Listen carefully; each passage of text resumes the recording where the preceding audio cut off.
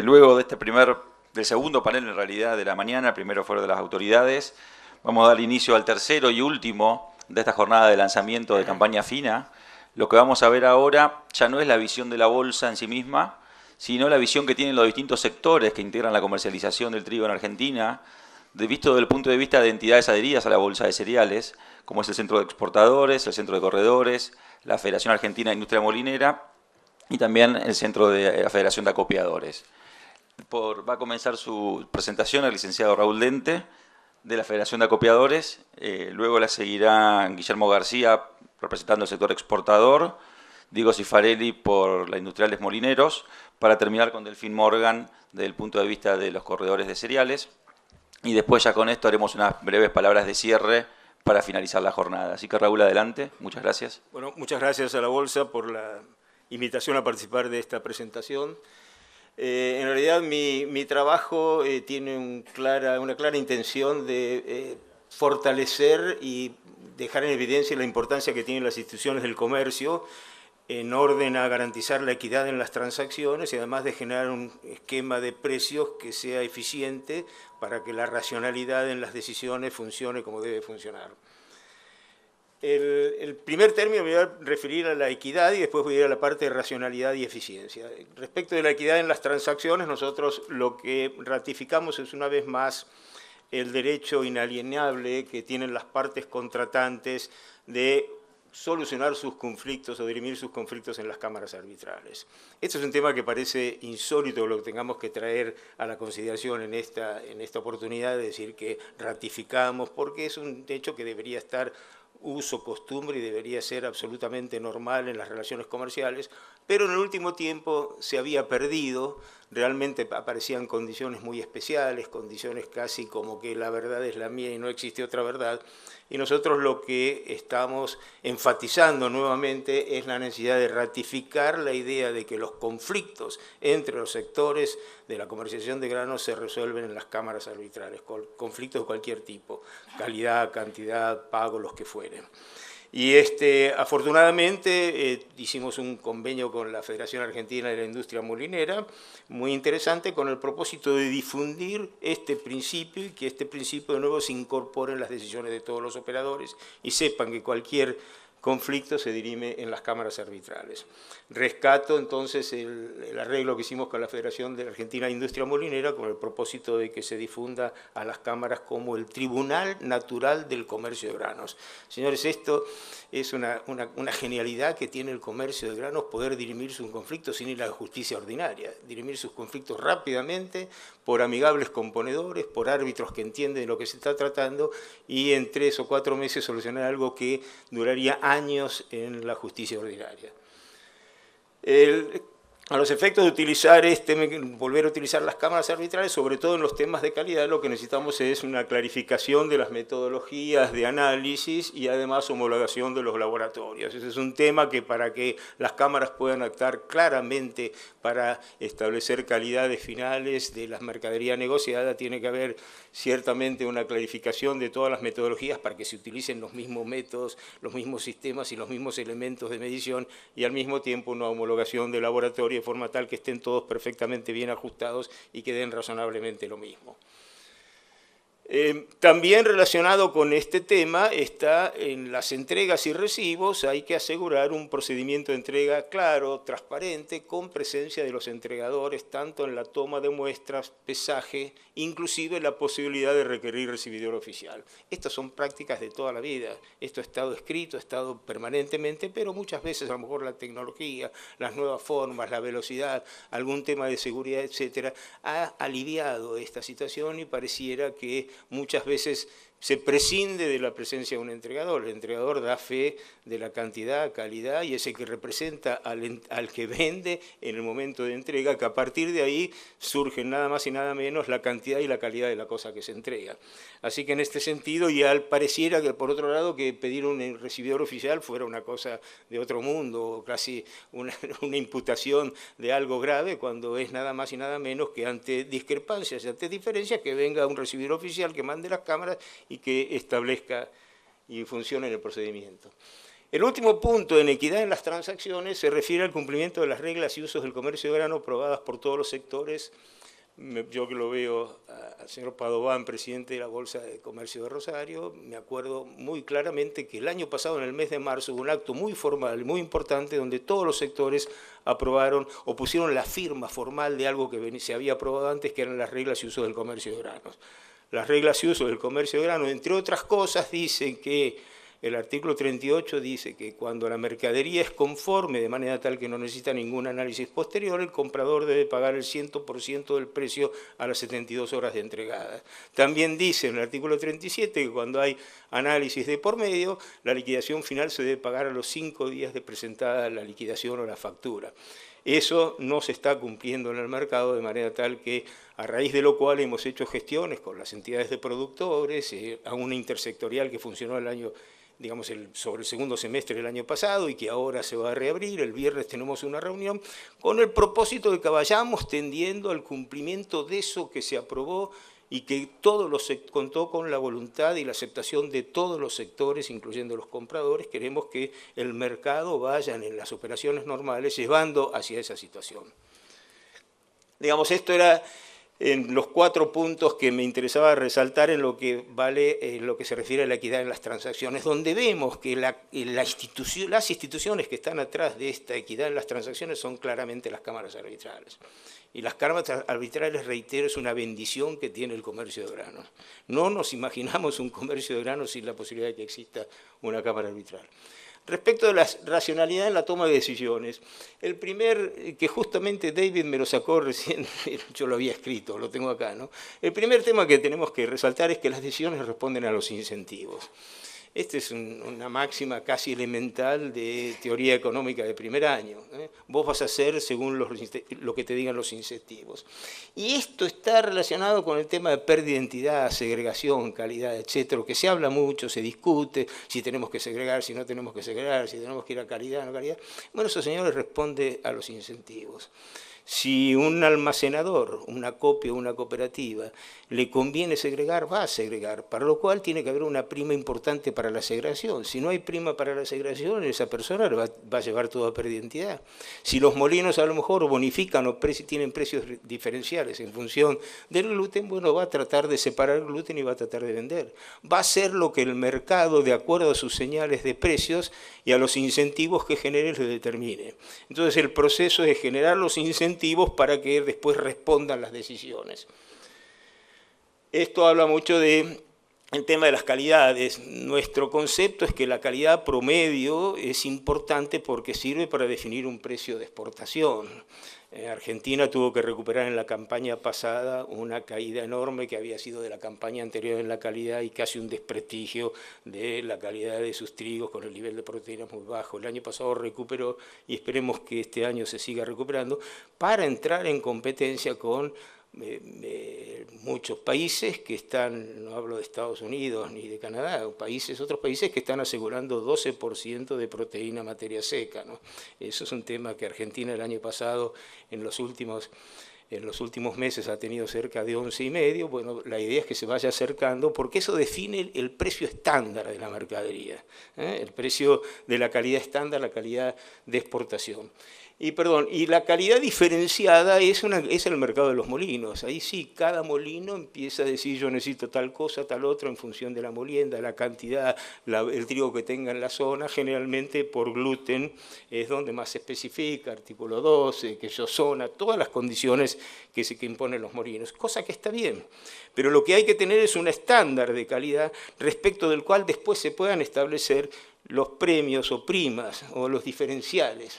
Entonces, la idea es que el mercado funcione con precios estándar y después las primas por calidad por quien tenga y esté dispuesto a pagar calidad. Esa es la condición normal, digamos, en que funcionan los mercados. nosotros tenemos idea que el proceso de descubrimiento de precios no es un tema sencillo, porque el mercado, las operaciones del mercado disponible son todas operaciones diferenciadas. El mercado disponible por cantidad, por calidad, por quiénes son los operadores, por el ritmo de entrega, porque a lo mejor las partes tienen una vinculación que tienen otros negocios atrás del negocio de granos, por lo que fuere, el mercado disponible trabaja con precios en condiciones diferenciales. Entonces es casi imposible, por no decir imposible, resumir en un solo precio el valor del mercado disponible. Por eso está el CIO Granos, que el CIO Granos fue pidiendo información y después fue desagregando por niveles de calidad. Todavía le falta mucho, porque dice, y otras, y donde hay otras, puede haber un precio que represente, nadie sabe lo que puede ser. Pero la idea es que el CIO Granos trate de reflejar algunas condiciones especiales, que es imposible esas condiciones especiales resumir en un precio como la famosa pizarra. La famosa pizarra es un precio promedio meramente orientativo para algunos ajustes, para algunos temas, pero que es imposible que ese precio refleje en un solo precio todos los distintos precios y condiciones que hay en el mercado disponible. ¿Y cuál es el mercado que me da una condición estándar realmente, que refleja la calidad, los efectos del descubrimiento de los precios? El mercado a término. El mercado a término, los contratos son estandarizados, son siempre el mismo tonelaje, es de cumplimiento obligatorio, el mercado los garantiza, se registran, tienen sus condiciones preestablecidas, y ese es el precio del mercado al término. Deberían ser, los considero como los precios que realmente reflejen el valor estándar de la mercadería, y lo más importante, que no es el precio al día de hoy, sino que es hoy el precio que se refiere para todo el futuro. Entonces, tenemos el mercado del disponible con muchos precios y muchas transacciones, imposible de reflejar en uno solo, la pizarra de la cámara, pero sí posiblemente mandársela al CIO Granos para que haya gente que esté al tanto o en conocimiento de todos los precios que hay. Pero por otro lado tenemos la herramienta y la señal más importante para tomar decisiones, que son los precios a través del tiempo. En general, el sistema comercial está muy adaptado, muy acostumbrado a trabajar en el disponible. Todos los operadores saben el flete, contraflete, quién recibe, quién no recibe, cómo está, a qué tiempo pagan, cómo está la balanza. Saben todo de todos los operadores en el mercado disponible, pero no son tantos los que conocen la mecánica del mercado de futuros, porque ahí entonces es donde relacionan los precios intertemporalmente. Por eso hay una manifestación nuestra a través de los precios intertemporales, es decir, la eficiencia y racionalidad en las decisiones de precios, eso marca las decisiones intertemporales a través del tiempo. Fíjense, esta línea azul es desde julio del año pasado hasta fines de marzo de este año, el precio del trigo enero, el contrato del trigo enero 2017. La línea, fíjense, empezamos alrededor de $160 por tonelada, después bajó, 140 tocó, y fines de diciembre, enero empezó a retomar fuertemente. El precio, digamos, de referencia a cosecha del trigo. Entonces uno ve esto y dice, che, mira, realmente qué bien, porque todos los... Cuidado con, estaba hablando hoy con Mariana Pellegrini, que recorre el país hablando del mercado a término y hablando de las bondades, etcétera, sobre todo al interior para inducir a productores, acopios que lo utilicen. Y entonces alguien puede decir, mirá, en todo el tramo hasta diciembre, todos los que vendieron enero trigo, vendieron a un precio considerablemente inferior al que después fue en el mes de enero, donde agarra la levantada.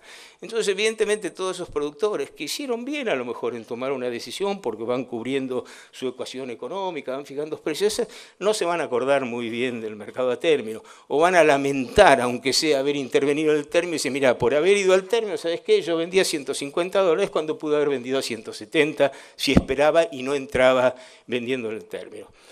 Esa posición de esos vendedores naturales en el mercado de término es la contracara de la posición de todos los compradores. Si alguien vendió es que alguien compró. Y si alguien compró, ese que compró tiene que decir gracias a que existe el mercado a término, porque por la existencia del mercado a término yo pude fijar costos en 150 o 140 cuando el mercado después en enero se fue a 170. Entonces, siempre va a estar el 50, la mitad de una cara, como el mercado es volátil y varía, la mitad de una cara a favor de haber operado el término y la otra mitad en contra de haber operado el término, en la medida que si el que es vendedor y el precio después subió va a estar en contra y va a estar muy contento el que compró y viceversa. Ahora, ¿qué es?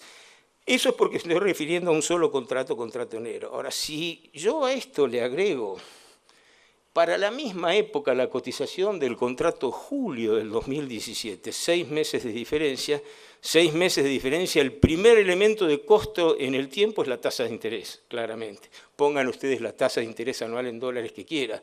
Ha bajado últimamente para financiar este tipo de transacciones sustancialmente.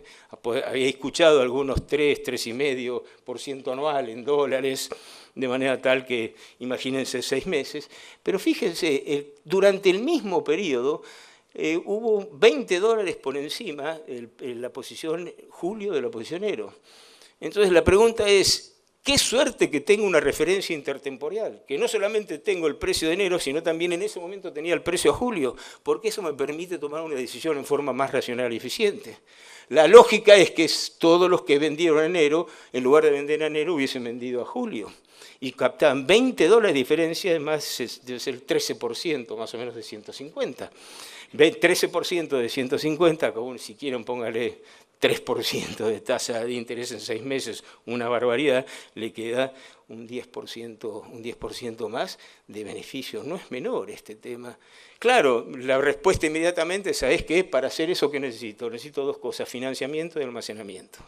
Almacenamiento, digamos, supongamos que hay, porque tenemos la alternativa última y final, a lo mejor de un silo bolsa, que no es barata, que sale 8 o 9 dólares o 10 dólares por tonelada, pero tengo la alternativa de la copiadora cooperativa, que está dispuesto a hacer un muy buen negocio si de esos 10 dólares vamos mitad y mitad.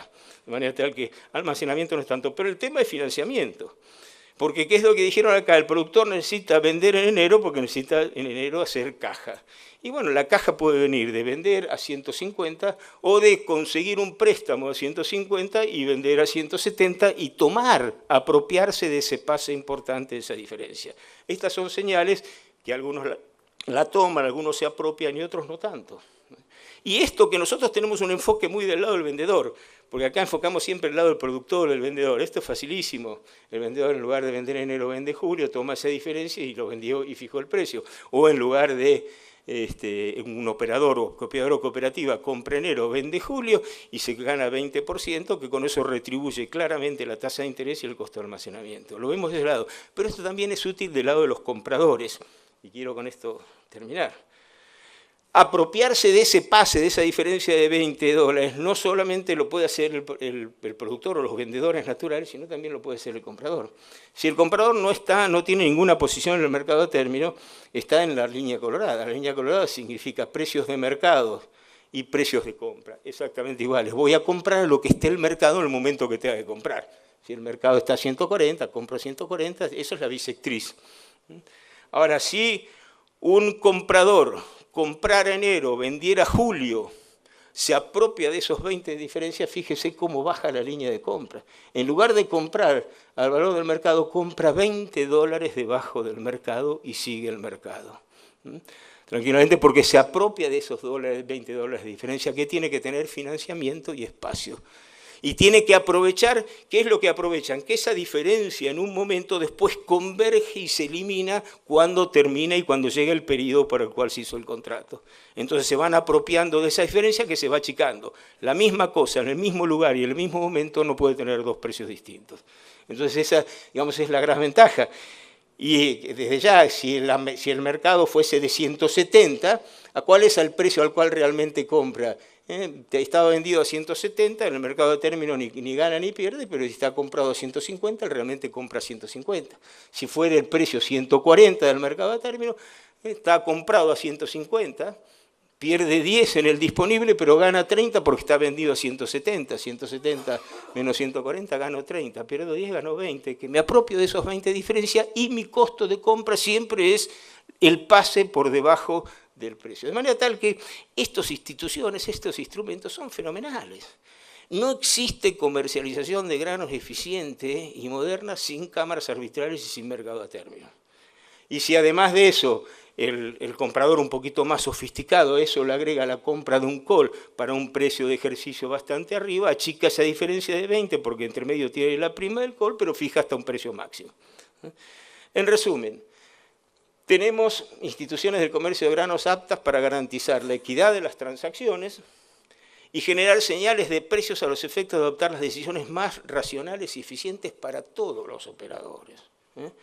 Cámaras arbitrales, mercado a términos, todas dentro de las bolsas. De manera tal que lo que tenemos que hacer es aprovechar esas instituciones, utilizarlas, y de esa manera vamos a tener una comercialización más racional y mucho más equitativa. Gracias.